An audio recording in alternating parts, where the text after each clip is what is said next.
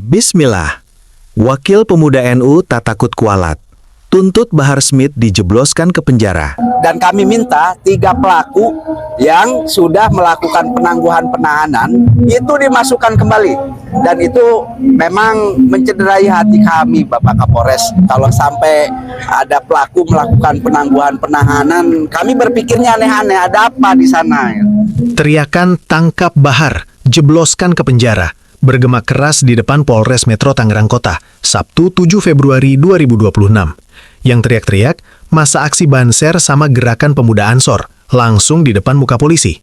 Aksi gede ini dipimpin langsung sama Sekjen PPGP Ansor, Rifki Al-Mubarok, bareng Ketua PCGP Ansor Kota Tangerang, Midiani. Yang bikin ini beda dari demo biasa, skalanya gila. Bukan cuma anak Tangerang doang yang datang. Ratusan kader Banser dari Jawa Tengah sampai Jawa Timur udah nyampe Banten sejak 2 hari sebelumnya. Kalau ini cuma kasus penganiayaan biasa, mana mungkin masa lintas daerah gerak bareng gini?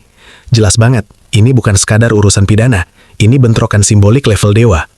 Selama puluhan tahun, Nahdlatul Ulama dikenal sebagai ormas Islam terbesar yang kasih posisi super spesial buat Habib Ba'alawi. Di mata banyak Nadliin, Habib bukan cuma ulama biasa. Habib itu simbol yang jangan disentuh, jangan dikritik, malah harus dibela mati-matian.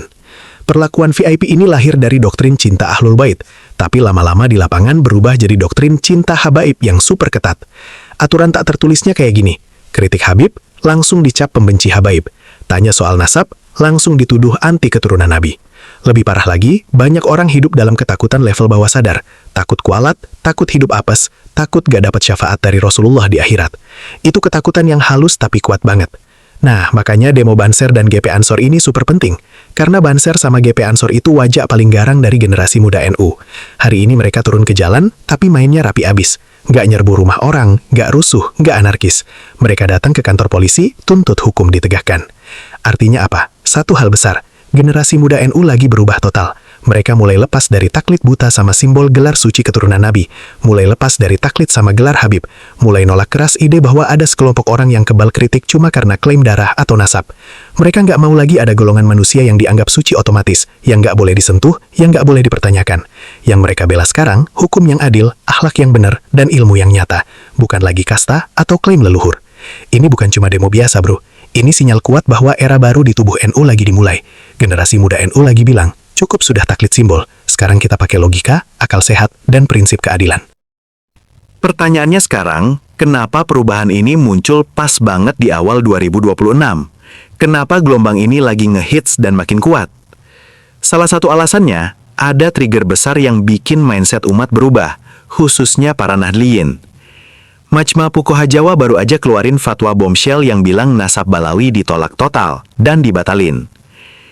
Penolakannya nggak main-main, dari 4 angle sekaligus, syarah, sejarah, genetika, plus pemalsuan sejarah dan kuburan. Fatwa ini bukan cuma kertas biasa, bro. Ini kayak tombol reset yang ngebuka keberanian massal. Soalnya, selama ini banyak orang udah curiga sama klaim nasab, gelar Habib, privilege-nya, bahkan praktek pemuliaan yang over the top. Tapi mereka diam aja, bukan karena nggak tahu, tapi takut dan sungkan.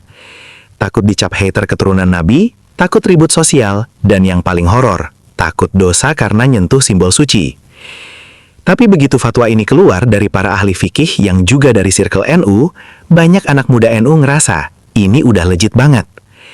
Akhirnya, efeknya berantai kayak domino. Kalau nasab bisa diuji, berarti gelar Habib nggak auto suci. Kalau nggak suci, nggak auto kebal. Kalau nggak kebal, hukum harus jalan. Demo yang digelar GP Ansor dan Banser ini bukan cuma tuntut polisi nangkep Bahar bin Smith sebagai tersangka penganiayaan anggota Banser namanya Rida.